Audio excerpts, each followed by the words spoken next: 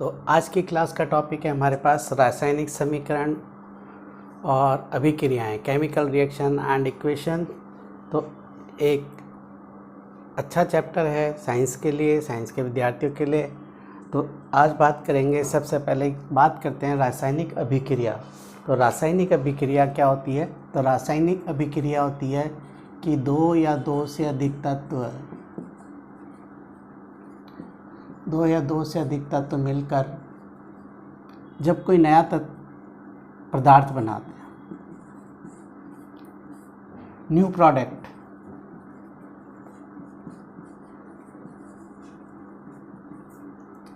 कि दो या दो से अधिक तत्व मिलकर जब कोई नया पदार्थ बनाते हैं तो वो जो नया पदार्थ बन रहा है, तो ये जो सारा प्रोसेस है ये कहलाता है रासायनिक अभिक्रिया। तो रासायनिक अभिक्रिया में दो या दो से अधिक तत्व हो सकते हैं या दो या दो से अधिक कंपाउंड हो सकते हैं, लेकिन मोस्ट प्रॉब्ली होता है कि दो या दो से अधिक तत्व मिलकर जब कोई नया पदार्थ बनाते हैं या न्यू सब्सटेंस को क्रिएट करते हैं तो वो जो अभिक्रिया होती है वो रासायनिक अभिक्रिया कहलाती है। अब आता है कि जो रासायनिक अभिक्रिया है, केमिकल रिएक्शन है, उसे किस तरीके से पहचानें। तो किस तरीके से पहचानें कि जब कोई रासायनिक अभिक्रिया होती है और अभिक्रिया करने के बाद अगर रंग में परिवर्तन आ जाए, अगर रंग में परिवर्तन आ जाए तो कैसे कहें कि रासायनिक अभिक्रिया हुई। तो अगर जब क्रिया करते हैं, अगर क्रिया करने के बाद रंग में परिवर्तन आ जाए तो हम ये कह सकते हैं कि वो रासायनिक अभिक्रिया हुई। इसी तरीके से अवस्था में परिवर्तन आ जाए, दो पदार्थ जब क्रिया करते हैं और उससे उनकी अवस्था परिवर्तित हो जाए, गैस से सॉलिड में चला जाए या और उसका आयतन या वॉल्यूम, वेट कम हो जाए, तो वो जो स्थिति है वो भी रासायनिक अभिक्रिया है। इसी तरीके से अभिक्रिया के पश्चात अगर किसी गैस का निर्माण हो रहा है या कोई गैस रिलीज़ हो रही है तो भी रासायनिक अभिक्रिया है। इसी तरीके से जब रासायनिक अभिक्रिया चल रही है तो उसमें उस सब्सटेंस का जो अभिक्रिया है उसमें या तो ताप में उसका परिवर्तन हो जाए, या तो नीचे ताप हो जाए, कम हो जाए, या क्रिया के बाद ताप बढ़ जाए, टेम्परेचर हाई हो जाए। तो इस तरीके की अगर जब ये स्थितियाँ होती है तो हम कह सकते हैं कि केमिकल रिएक्शन हुई या रासायनिक अभिक्रिया हुई। तो हम कह सकते हैं डन द केमिकल रिएक्शन। तो ये अवस्था आपसे पूछी जा सकती है कि किस तरीके से देख के हम बता सकते हैं कि रासायनिक अभिक्रिया हुई।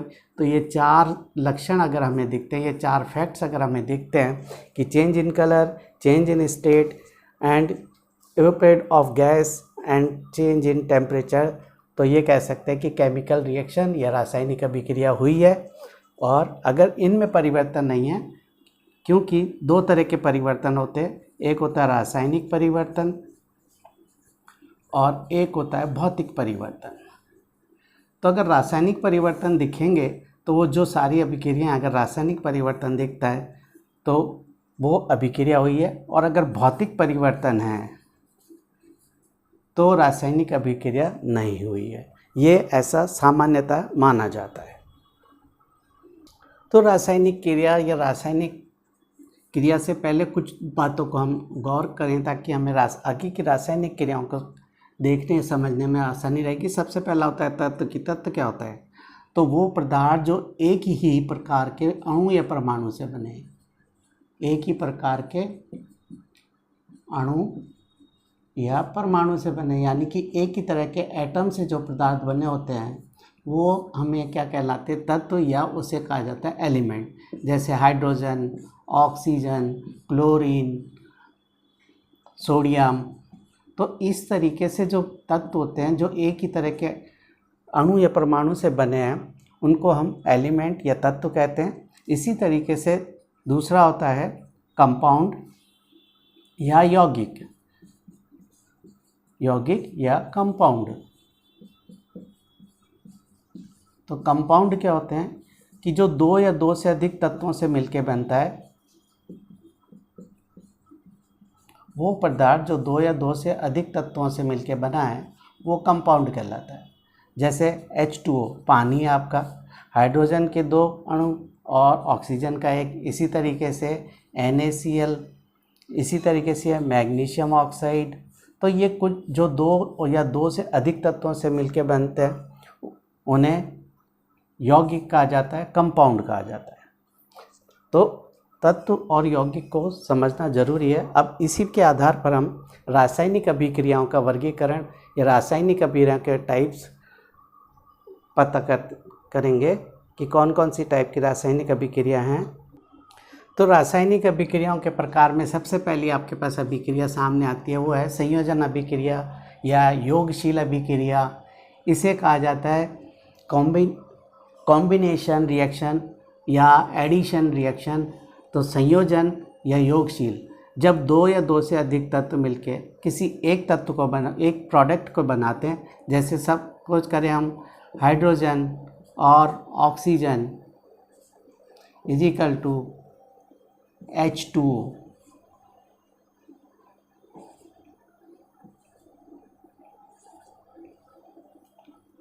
तो हाइड्रोजन और ऑक्सीजन मिलके बनाएंगे। इसी तरीके से और संयोजन हो सकते हैं, जैसे Mg+O। तो MgO यह मैग्नीशियम ऑक्साइड का निर्माण करते हैं। तो जब 2 या 2 से अधिक तत्व मिलके किसी नए तत्व का किसी प्रोडक्ट को बनाते हैं, कोई नया पदार्थ बनाते हैं, तो वो जो होती है वो संयोजन अभिक्रिया कहलाती है। इसी तरह से देखें कि कैल्शियम ऑक्साइड है और पानी से जब रिएक्शन करता है तो कैल्शियम हाइड्रोक्साइड बनाता है और हीट जनरेट करता है, यानी कि तो ये भी एक रासायनिक क्रिया है कि हमारे पास जब भी किसी रासायनिक अभिक्रिया को लिखते हैं तो जो तत्व होता है उसकी स्टेज ब्रैकेट में लिख सकते हो आप। S4 होता है सॉलिड, L फॉर लिक्विड, और एक्यू मतलब जो अवक्षेप बनता है और हीट जनरेट करेगा। यानी कि अगर सामान्य तौर पे इससे बात करें तो जो हमारे घरों में सफ़ेदी यानी कि पुताई के लिए चूना काम में लिया जाता है वो होता है कैल्शियम हाइड्रोक्साइड। जब उसमें आप पानी डालते हैं तो वो हीट जनरेट करता है। तो इस तरीके से एडिशनल कॉम्बिनेशन रिएक्शन है कि पानी के साथ कॉम्बाइन करके ये कैल्शियम हाइड्रोक्साइड बनाता है। तो इस तरीके से कॉम्बिनेशन रिएक्शन या योगशील अभिक्रिया कहलाती है। इसके बाद आता है ऊष्माक्षेपी अभिक्रिया यानी कि एक्सोथर्मिक रिएक्शन। तो ऊष्माक्षेपी अभिक्रिया वो होती है जो रिएक्शन होने के बाद हीट जनरेट करती है या ऊष्मा प्रदान करती है। ऐसी अभिक्रियाएं ऊष्माक्षेपी अभिक्रियाएं कहलाती है। उसे कहा जाता है एक्सोथर्मिक रिएक्शन। तो एक्सोथर्मिक रिएक्शन हमारे पास पहला एग्जांपल हम लेके चलते हैं। CH4 जो गैस है यानी कि नेचुरल जो गैस है, प्राकृतिक गैस है, पानी के साथ रिएक्ट करके CO2 और H2O हीट जनरेट करती है। इसी तरीके से हमने कैल्शियम ऑक्साइड हमारे पास पानी से रिएक्ट करके कैल्शियम हाइड्रोक्साइड बनाता है और हीट जनरेट करता है।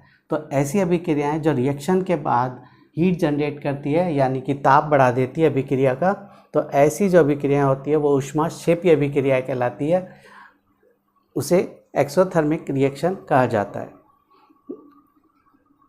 इसी क्रम में एक इम्पॉर्टेंट अभिक्रिया है जो क्वेश्चन आपसे पूछा जाता है कि हमारे जो हम खाना खाते हैं तो वो जो क्रिया है वो हमारी ऊष्माक्षेपी या एक्सोथर्मिक रिएक्शन क्यों है। तो जब हम खाना खाते हैं तो हमारे पास ग्लूकोज होता है, हमारे पास ग्लूकोज होता है C6H12O6, ये ग्लूकोज का है। जब ऑक्सीजन से रिएक्ट करता है बर्न होता है और बर्न होने से हमें एनर्जी मिलती है। तो खाना खाने से हमें एनर्जी मिलती है। तो जो हमारा खाना है वो एक जब हमारे शरीर में जाता है तो उसके अंदर ऊष्माक्षेपी या एक्सोथर्मिक क्रिया होती है।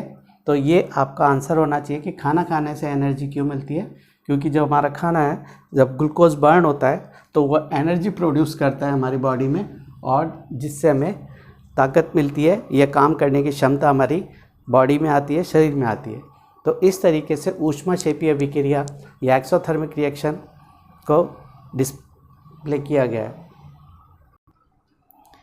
इसके बाद आता है विस्थापन अभिक्रिया यानी कि डिस्प्लेसमेंट रिएक्शन। तो देखो विस्थापन अभिक्रिया 2 तरह की होती है। एक होता है एकल विस्थापन और दूसरी होती है द्विविस्थापन यानी कि सिंगल डिस्प्लेसमेंट और डबल डिस्प्लेसमेंट। तो हम सबसे पहले सिंगल डिस्प्लेसमेंट की बात करेंगे।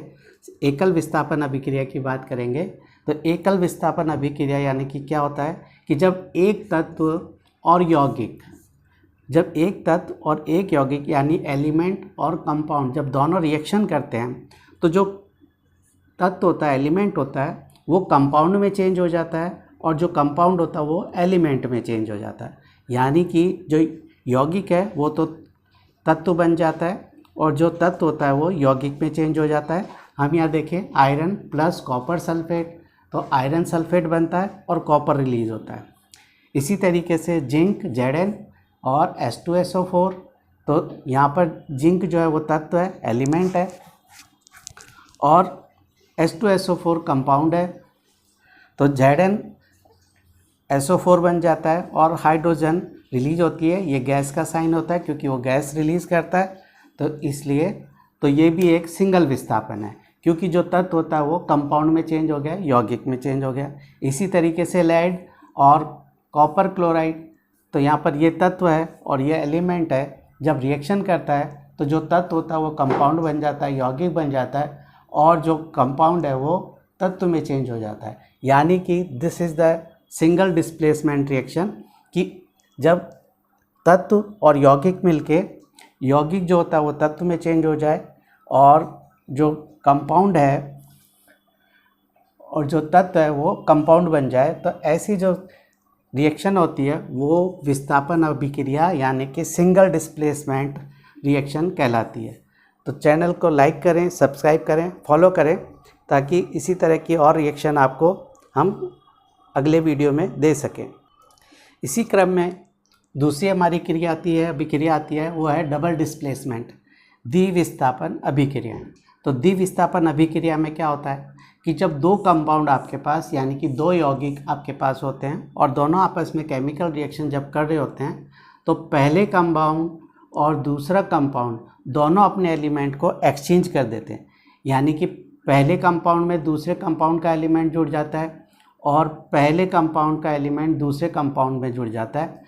तो देखें हमारे पास है सोडियम सल्फेट और बेरियम क्लोराइड, तो जब रिएक्शन करते हैं दोनों तो सोडियम जो है क्लोराइड के साथ रिएक्शन करता है और 2NaCl बना लेता है, सोडियम क्लोराइड बना लेता है, और इसी तरीके से बेरियम जो है वो सल्फेट के साथ कॉम्बिनेशन बनाता है, सहयोग बनाता है और बेरियम सल्फेट बनाता है।